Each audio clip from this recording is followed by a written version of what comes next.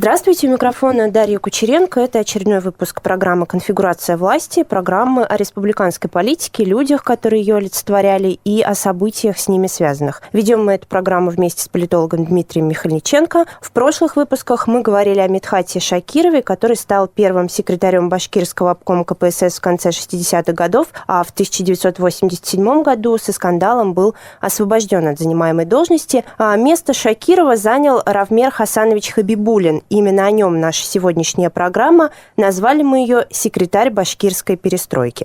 Хабибулин прошел долгий путь до поста главы республики и руководил Башкортостаном всего 3 года. Однако эти 3 года, как я уже сказала, пришлись на перестройку, и, конечно, в этот период происходили интересные события. Но давайте сначала расскажем, откуда вообще родом Равмер Хабибулин. Равмер Хасанович Хабибулин родился 10 июля 1933 года в селе Чекмагушево Чекмагушевского района Башкирской АССР. Отец его был партийным деятелем. Кстати, с именем Хабибулина связана любопытная история. В 2003 году, когда он уже давно не руководил республикой, корреспондент газеты «Нефтяник», издания, принадлежащего ЗАО «Лукойл Пермь», обратил внимание на то, что у Хабибулина очень редкое имя. Равмер Хасанович ответил на это следующее, я процитирую: «Вообще-то мой отец, будучи убежденным коммунистом, хотел назвать меня Ревмир, что значит «революция и мир». Но паспортистка ослышалась и записала меня Равмиром». Равмер Хабибулин окончил Иглинскую среднюю школу в 1952 году и поступил в Уфимский нефтяной институт. Обучение у него проходило как-то, на мой взгляд, рвано, урывками, потому что на 3-м курсе он перевелся на заочное обучение и стал работать машинистом в Бавлы нефти. Потом ушел в армию, окончил институт только в 1961 году, получив специальность горный инженер. И дальнейшая его трудовая деятельность была связана с работой в нефтяной отрасли.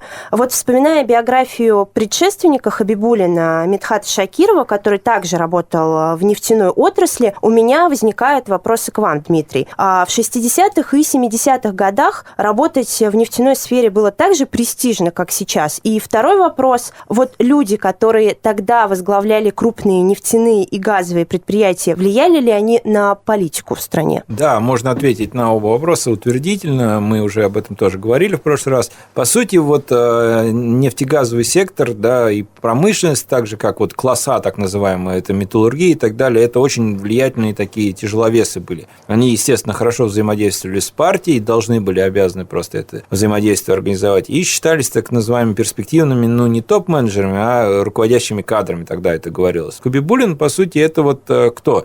Сын партаппаратчика, да? Угу. То есть, похоже, вот мы, помните, про Нуриева говорили, то есть первое поколение. Вот его отец это... тоже из села. И тоже из села, совершенно верно, да. Вот. И Хабибулин это вот его сын, ему уже развиваться было легче, да, но его развитие пошло по линии промышленности, по нефтегазовому делу. Хотя вот по вузу, там, я так понимаю, ему пришлось работать, он там забрасывал это дело, потом возвращался, долго достаточно учился, но выучился, это, безусловно, не связано с его какими-то ограниченными интеллектуальными возможностями, просто жизненная ситуация такая была, что он вынужден был работать, тогда это воспринималось вполне естественно, то есть никаких рантье там не было, никаких мальчиков-мажоров не было, вот, и Хабибулин сам себе строил дорожку, да, так скажем. Вот вы говорите, не было мальчиков-мажоров, но мы вспоминаем Шакирова, например, который был, как мы назвали, из такой достаточно обеспеченной, пусть будет мажорской семьи, предшественник. Ну, не мажорской, из интеллигенции, то есть условия для развития были лучше, да, чем там из деревни. Понятно, что если отец у тебя профессор в вузе государственном, это хорошо,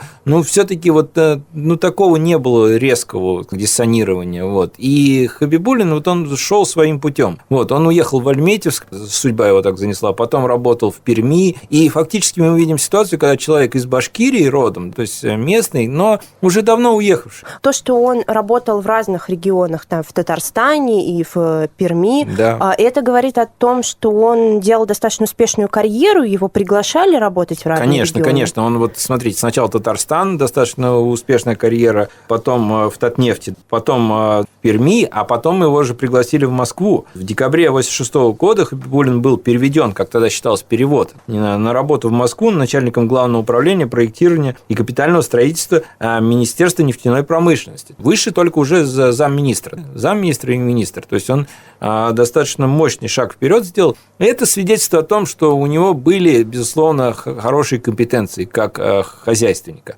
Хотя потом, я разговаривал с экспертами, которые это время застали, ему вменяли именно, он же недолго здесь поруководил, что он именно хозяйственные вопросы не умел решать. Ага, несмотря на такой большой да, но там, видимо, опыт. Я так понимаю, все-таки никогда я не работал в этом сегменте. Нефтегазовый сектор достаточно специфический, инженерное мышление, технократическое мышление нужно. Работаешь с людьми все-таки более профессионально, скажем так, и более ориентированно на свои задачи. А на партийной работе там возможны вариации, творчество. Чем управление от политики отличается? Управление – это ты подчиненным даешь задание, они выполняют. А политика – это надо сделать так, чтобы все выполняли твою задачу, когда ты пытаешься осуществить власть над тем, кто тебе не подчиняется.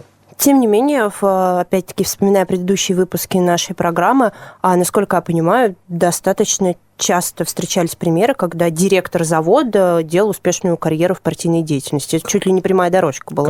Конечно, да. Но в данном случае получилось не так. Он получил назначение в Москву. Как тогда это происходило? Как нужно было проявить себя, чтобы тебя в Москве заметили? И нужно было вести какую-то политическую деятельность? Нет? Нет, не политическую, тут именно профессиональную деятельность. Они же централизованное государство, централизованная экономика. Они все согласовывали, будь то Татнефть, будь то Башкирская автономная Советская Социалистическая Республика, все вопросы они согласовывали в Москве. Такие люди уровня Хабибуллина, когда он там был топ-менеджером, по сути, да, они постоянно бывали в Москве. И, соответственно, он проявил себя там в министерстве, посмотрели, и он всегда был на карандаше. Да, я просто хочу еще про хозяйственную деятельность несколько вопросов задать. Я, когда читала воспоминания о нем, многие отмечали, что он был близкий к народу, что ли, к своим рабочим. Руководитель, который ездил там по области, где он работал, там на УАЗике, постоянно был в контакте с подчиненными. Да, нельзя назвать кабинетным управленцем, да, его. То есть я тоже это читал, но, в принципе, понимаете, в этих характеристиках много стандартных шаблонных вещей. Это же все-таки нужно как с точки зрения социальной психологии подходить. То есть много вещей, которые система конфигурации власти одобряет эти вещи, они характеризуются таким образом. То есть эти биографии, они во многом трафаретный характер носят. Допустим, почему я так говорю? Потому что когда он в Башкирии руководил, наоборот, у него он замкнулся и не смог установить контакт с райкомами и горкомами. Он неоднократно избирался депутатом, причем не в Башкортостане. Давайте о его партийной деятельности поговорим. Он себя как-то проявил на ней, или это была какая-то чисто формальная работа? Он несколько лет в начале 60-х годов работал в Татнефти партийным деятелем. Там же тоже свои партийные ячейки, то есть, которые создавали соответствующее идеологическое настроение среди трудящихся внутри коллектива. И внутри, и вне, там везде тотальное было давление партии. Он немножко проработал, но быстро перешел все-таки на производство деятельность. Но он член партии был, депутатами тогда становились, сейчас тоже крупные предприятия возьмем в Уфе, да, особенно там бюджетные, многие из них в горсовете сидят. То есть это как бы была общественная нагрузка, формировался образ руководителя советского, руководителя, лидера общественного мнения, правильного с точки зрения партии, нетерпимого, скажем так, к недостаткам, подлинного коммуниста и так далее. То есть там такие обороты, и это все штампы, в принципе, Хабибуллин в себя впитал в свой политический имидж, и когда его сюда присылали фактически, будем так говорить, присылали, да, это все учитывалось. Вы сейчас сказали о современных, да, законодательных органах, в которых также сидят руководители предприятий, но мне кажется, что они как раз это люди из бизнеса, которые идут в законодательную власть, чтобы решать какие-то свои вопросы, принимать законопроекты, которые помогают их бизнесу развиваться. А здесь все-таки речь идет не о частном ведь секторе, а о государственном. Нет, если сейчас брать, то там действительно правильно, половина это бюджетники, там половина бизнесменов. Тогда задача была, я говорю, больше идеологическая. Какие функции выполняли эти? В основном же они все. Но у них были какие-то встречи с избирателями? Конечно. Встречи. Депутат тогда и сегодня чем отличается по своему взаимодействию с населением? Да кстати, хороший вопрос. Все больше он сближается, потому что ничем не отличается, функции в основном декоративные. Да? Задача депутата, на самом деле, была курировать свою территорию, быть лидером общественного мнения и продвигать идеалы коммунистической партии тогда. То есть у них зона ответственности это было. Что с точки зрения законодательной деятельности, они ничего не особо такого не делали. Хотя там больше решал обком. Они собрались и обкомом решили. Хотя там, конечно, определенные процессы там были коллегиальности. Он в Москве проработал вообще недолго, полгода буквально, да. И уже получил назначение в Башкортостан. Почему выбрали его? Ведь он работал не только в Башкортостане уже давно не работал на тот момент, даже так. Здесь вот правильно, мы подошли к этому вопросу сейчас. Сложилась такая ситуация, что Шакиров ушел непросто. И многие, практически все элиты были вовлечены в этот процесс. Кто-то за него был, кто-то против, большинство отвернулось от него. То есть не было кандидата внутри. Нужно было прислать варяга. Какого варяга? Не аффилированного с местными элитами. Ну да, хорошо, но ведь у нас специфический регион, все-таки это нужно... прислали вот, собственно, Хабибуллина, да, который родился там, но давно уже от Башкирии оторвался. Который башкир по национальности? Неизвестно, то есть непонятно. Я позвонил, поспрашивал, он записывался как башкир. Это я знаю. Официальные источники говорят, что башкир, да. Да, официальные, да, но это тоже там можно же переписать. Просто на тот момент это вообще же имело значение? Имело место, учитывалось. И была формулировка одна, Шакиров про одного сказал, он не башкир, не русский и даже не татарин. Даже не татарин. Или наоборот, или даже не русский. Вот. Я не помню там как. Неважно, главное, то есть эти 3 нации, это определяющее было. А есть же еще белорусы, украинцы, там чуваши, марийцы, их тоже достаточно много. Которые проживали на тот момент в республике. Конечно, это около 10% вот сейчас населения. То есть вот у них в этой системе было меньше полномочий. Но если мы берем, допустим, какой-то район, где преобладают марийцы, там, естественно, старались ставить своего. И это учитывалось. И Хабибуллин по всем параметрам подходил, но не подошел по основному, по содержательному, как выяснилось позднее. В подтверждении ваших слов о неаффилированности Хабибуллина я сейчас прочту отрывок из статьи 1990 года газеты «Советская Башкирия». В Центральном комитете КПСС была внимательно рассмотрена просьба обкома партии об укреплении руководства областной партийной организации. ЦК исходил из необходимости рекомендовать на пост первого секретаря обкома партии принципиального коммуниста, ни в коей мере не причастного к тем неприятным делам, которые произошли в республике, но знающего условия Башкирии, способного организовать сплоченную дружную работу бюро, в целом обкома всей областной партийной организации, повести дело на принципиальной партийной основе. Конец цитаты. Удалось ли Хабибуллину повести дело, как пишет газета, по принципиальной партийной основе? Хороший оборот. Мы даже их и не знаем. Мне вот просто интересно даже вот эта принципиальная партийная основа, то есть тормоз перестройки, как мы говорили. Принципиальный коммунист. Принципиальный коммунист, истинный коммунист, решительный коммунист. Там много было эпитетов. И что касается вопроса по существу, нет, не удалось. Однозначно. Конфигурация власти у нас называется передача. Как его воспринимали элиты? Не то несет. Такое укрепившееся за ним. Да, что он, грубо говоря, пустой был. Он не смог наладить общий язык. Я поговорил с несколькими людьми, на этот раз больше, чем с 2 даже гораздо, которые знают. Кто-то его характеризует как неплохой человек, интеллигент. Мы внешность видим, фотографии-то очень похожи. Да? Кто-то говорит, что он достаточно был амбициозный. Пришел он с такими планами, что было все плохо, надо по-другому. Что плохо? Конкретно шакировские методы, они были, мы говорили, это не для перестройки. Ему дали установку в соответствии с духом перестройки все делать. Мы имеем в виду преследование тех, кто не согласен авторитаризм, волюнтаризм, преследование, никогда он не терпел мнения других и так далее, то есть столько свое. Это все не соответствовало духу перестройки. В стране перестройка, нужны новые идеи. У Хабибуллина тоже не получилось. Что у него не получилось? Наладить общий язык, точнее, найти с партийным аппаратом, с номенклатурой. Они его не принимали. И вот мне рассказывали такую историю. Вот он сидит, по-моему, в заседании правительства и так далее, там строителям говорит, а что у вас вот какие-то претензии, плохо работаете и так далее. То есть, грубо говоря, я очень прощаю. Они говорят, нам же вот это не дают. Он сидит, записывает. Это же означает, что он признался, что он виноват. И в следующий раз, когда идет заседание, он к ним вопрос, вы же не прислали, мы вам говорили. То есть, они с него сделали секретаря в смысле референта.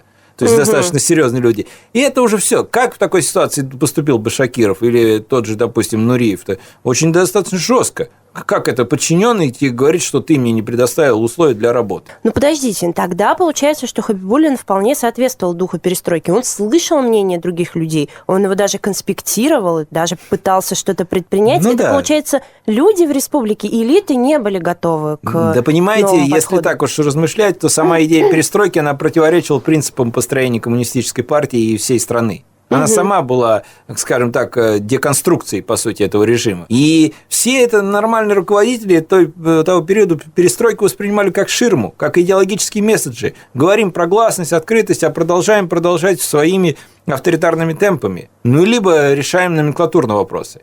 Это был фасад. Он тоже это на самом деле воспринимал как фасад. Некоторые эксперты, бывший министр молодежной политики в середине 90-х, вот я пообщался, да, в Башкирии, он говорит, что он достаточно амбициозный был, Хабибуллин. Достаточно амбициозный. Ему просто не удалось. И получилась такая ситуация, вот он меньше 3 лет, да, просидел здесь. Получилась такая ситуация, что фактически он боится высказать свое мнение или как-то проводить политику дальше там своего кабинета или своего окружения. И райком, Уфа, там он поменял Рахматуллина на Халикова. Рахматуллин – это был ближайший сподвижник, мы говорили, ну, как нынешний сити-менеджер, это Шакирова. Вот, Миргазямов, премьер-министр, уцелел, но он с ним тоже общего языка не нашел. И, в общем-то, элиты поразмышляли, местные партийные номенклатуры поразмышляли, почесали голову и сказали, что а мы ему не доверяем.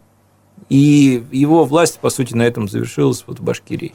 Чего ему удалось добиться в инфраструктурном, может быть, плане, в социально-экономическом в республике? Вот, этим вопросом я задавался и спрашивал и родителей своих, и вот экспертов и так далее. Ничего особо. То есть, в принципе, инновационный сценарий был, были какие-то планы, прожекторство, да, там определенные вот эти заявления голословные, в основном построены на критике Шакирова. Конкретных каких-то осязаемых достижений нет, поэтому его уход почти незаметно прошел. И вот когда он там умер в 2011 году, это уже при Хамитове было, там, понятно, там и телеграмма была, и там все, как бы, честь была ему оказана, да, в Уфе, по-моему, он умер, но незаметно он прошел. Центр тогда, столица страны, они каким образом взаимодействовали с регионами и каким образом они могли влиять на политику, которая проводилась в регионах? Союзный центр мог очень сильно влиять. И экстраординарные меры, и экономические, и политические, весь набор факторов. Но, понимаете, в 90-м году, в феврале 90-го года у Советского Союза, у членов ЦК КПСС, Верховного Совета, у них было гораздо больше проблем. Они Прибалтику тогда обсуждали, они занимались Закавказьем,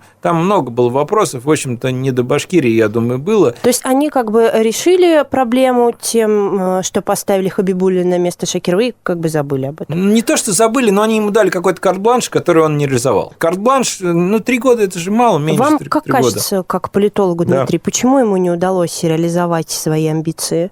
Но он не был подготовлен. Он пришел, вот это даже не мое мнение, опять-таки я ссылаюсь, да, он был абсолютно не подготовлен к такому. Вы понимаете, одно дело, вы предприятием руководите, либо в главке там отчеты сводите и так далее, там регулярно действуете. Он достаточно, видимо, упорядоченный человек, был такой дисциплинированный и так далее. И тут в целый регион. Это поле возможностей, но и огромное поле рисков. И он оказался абсолютно не готов к этому. Вкус к власти у него был определенный. Вот все-таки я такое мнение был, да. Но такой острой воли к власти, как у Шакирова, у него не было. И он особо тоже не так сильно боролся за это. По сути, отсидел и ушел. И чем он занимался после? Характерно, он занимался бизнесом.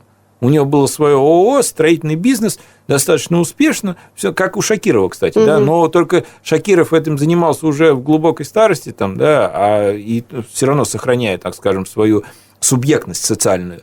А Хабибуллин, в 60 лет, 50, 57 ему лет было в момент отставки. То есть достаточно возраст для мужчины еще работоспособный. И вот этим, наверное, характерно. Но и надо понимать тоже, что номенклатура местная, Башкирия все-таки это мощный регион был, который, по сути, по своему потенциалу, да, он был как союзная республика.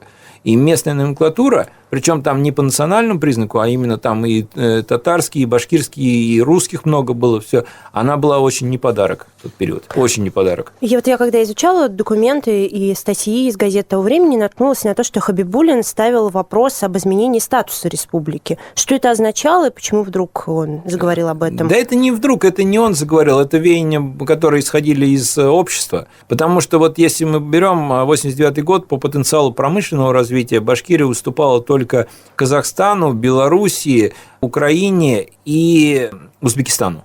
А всех остальных превосходил. Поэтому у нас очень мощный был промышленный кластер, и сельское хозяйство, и население этого хотело. И то есть вот на волне... Получить статус союзной республики. Получить статус 16-й союзной республики, в принципе, я думаю, что это было возможно. То есть, на самом деле, это было возможно. Там было больше полномочий, там было больше возможностей в плане развития национальных культур. Что помешало осуществить Помешал это? крах Советского Союза, я думаю. Это, прежде всего, Хабибуллин к этой теме вообще приоритетного отношения никакого не имеет. Это не его миссия, не его идеологема. Он просто пытался играть на настроениях. Сам он не сгенерировал ни одного внятного месседжа. А как отставка его проходила? Отставка, значит, это горком Уфы ему выразил недоверие. В ЛКСМ поддержал Тогда в ЛКСМ, кстати, руководили, знаете, кто там работал? Вот Марат Магадеев, но он в Стерлитамаке только, это нынешний вице-премьер. Вот у него с ним не заладилось. Но он тогда небольшую должность все-таки занимал. Но тем не менее, мне рассказывали, он ставит серьезный вопрос перед Хабибуллиным, а тот к нему как-то вот ты пришел, не по форме одет, что-то у тебя джинсы какие-то. Ну, тогда модно было джинсовые костюмы, вот эти все. А вообще, это молодежной политикой руководил тогда Альберт Мифтахов. Это тот человек, который в будущем достаточно большую роль сыграл в республиканской политике. И вот он умер на должности сам руководителя администрации президента вот несколько лет назад. Ему фактически со всех сторон выразили вотум недоверия. Миргазямов, я так понимаю, как достаточно опытный политик, он так впрямую не уступал, но, как говорят сейчас, так скажем, не мешал тому, как его сливали. Как Хабибуллин воспринял вот это недоверие? Да достаточно спокойно. Я думаю, внутренне он переживал, конечно, но человек же не глупый, умный, понимает, что не справляешься. Понимаешь же, и если ты понимаешь, что ты не справляешься, то рано или поздно либо тебя с Москвы там, да, скажут, ну, давай, все, хватит, либо здесь, товарищи. Ну, здесь получилось вот снизу. Традиционный для нашей программы вопрос за тот недолгий период, который руководил Равмер Хабибуллин республикой, какое политическое наследие он оставил? Политическое наследие достаточно неопределенное. Это вызовы, на которые не было дано внятного ответа, и совершенно стало очевидно, что республика нуждается, как и вся страна, в изменениях, а какими будут это изменения, тогда было никому непонятно. После него короткий период поруководил там Горбунов, да, но фактически это уже был период, когда на авансцену выходил Рахимов. При том, что говорить о том, что вот прямо Рахимов вот так вот стремился и был намного сильнее всех, нет. Ключевой фигурой тогда был Миргазямов, но он подумал, что Рахимова можно использовать, и он будет как премьер руководить всем, а тот как будет в качестве ширмы, но он ошибся. Время, отведенное нам для этой программы, закончилось. Буду завершать наш очередной выпуск программы «Конфигурация власти». Спасибо большое политологу Дмитрию Михальниченко, с которым мы сегодня говорили о первом секретаре Башкирского обкома КПСС в период с 1987 по 1990 годы Равмере Хасановиче Хабибуллине, человеке, который руководил Башкортостаном в период перестройки. Спасибо. Спасибо. До свидания. До свидания.